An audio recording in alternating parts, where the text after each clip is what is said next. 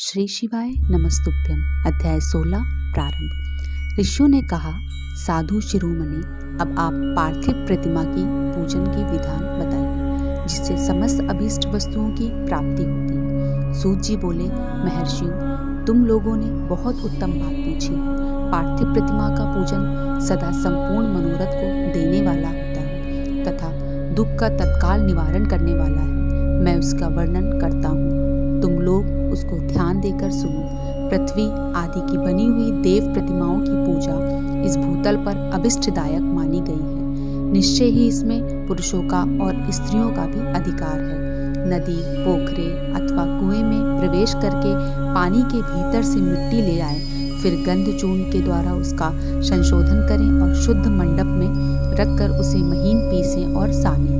इसके बाद हाथ में प्रतिमा बनाएं और दूध से उसका सुंदर संस्कार करें। उस प्रतिमा में अंग प्रत्यंग अच्छी तरह प्रकट हुए हो तथा वह सब प्रकार के अस्त्र शस्त्रों से संपन्न बनाई गई हो। तदंतर उसे पद्मासन पर स्थापित करके आदर पूर्वक उसका पूजन करें। गणेश, सूर्य, विष्णु, दुर्गा और शिव की प्रतिमा का, शिव का एवं शिवलिंग का द्विजों को सदा पूजन करना चाहिए।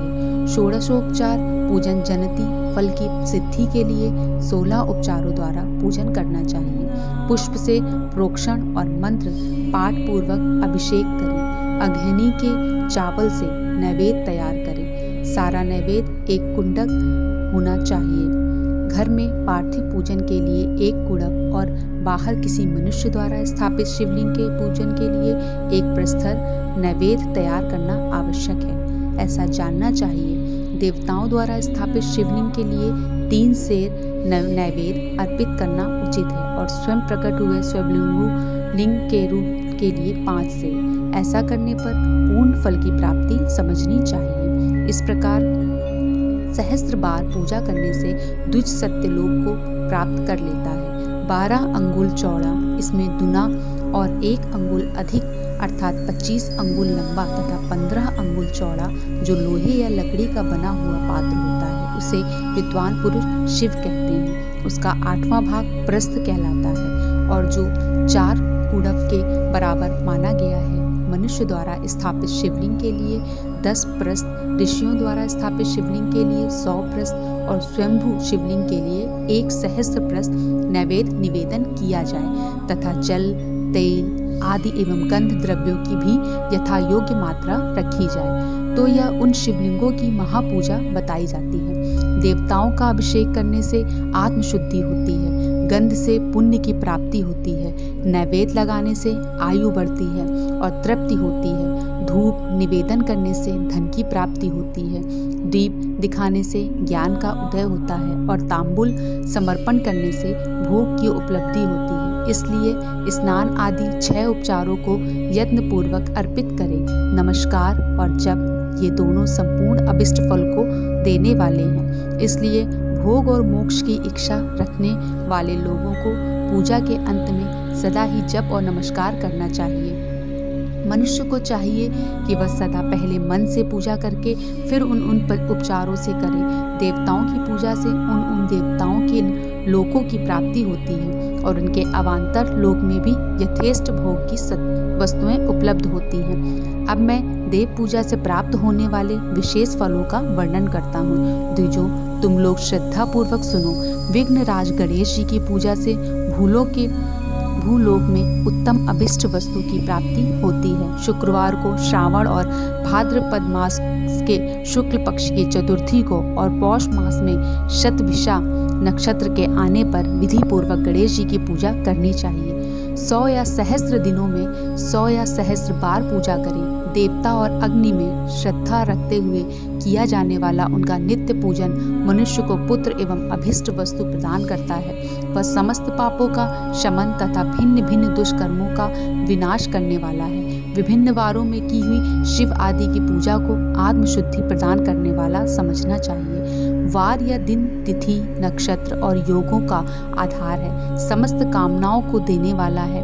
उसमें वृद्धि और क्षय नहीं होता, इसलिए उसे पूर्ण ब्रह्म स्वरूप मानना चाहिए। सूर्योदय काल से लेकर सूर्योदय काल आने तक एक बार की स्थिति मानी गई है। जो ब्राह्मण आदि सभी वर्णों के कर्म का आधार है। विहित तिथि के पूर्व भाग में की हुई देव पूजा मनुष्य को पूर्ण भोग प्रदान करने वाली होती है।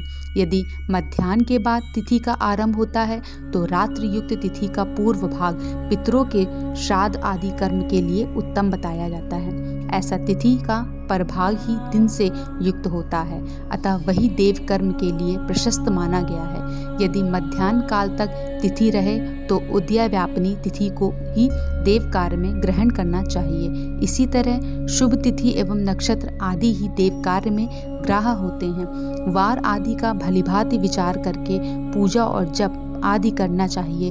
वेदों में पूजा शब्द के अर्थ की इस प्रकार योजना की गई है। पूजायते अनेन इति पूजा। यह पूजा शब्द की व्युत्पत्ति है। पू का अर्थ है भोग और फल की सिद्धि। वह जिस कर्म से संपन्न होती है उसका नाम पूजा है।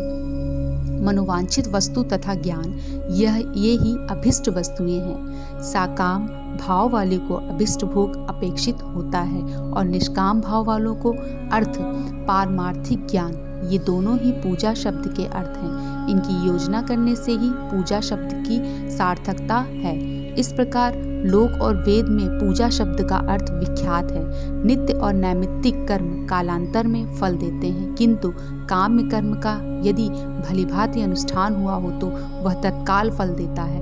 प्रतिदिन एक पक्ष, एक मास और एक वर्ष तक लगातार पूजन करने से उन कर्मों के फल की प्राप्ति होती है और उनसे वैसे ही पापों का क्रमशः क्षय होता है। प्रत्येक मास के कृष्ण पक्ष की चतुर्थी तिथि को ही महागणपति की पूजा कर एक पक्ष के पापों का नाश करने वाली और एक पक्ष तक उत्तम भोग रूपी फल देने वाली होती है। चैत्र मास में चतुर्थी की को ही हुई पूजा एक मास तक किए गए पूजन का फल देने वाली होती है, और जब सूर्य सिंह राशि पर स्थित हो उस समय भाद्रपद मास की चतुर्थी की हुई गणेश जी की पूजा एक वर्ष तक मनोवांछित भोग प्रदान करती है।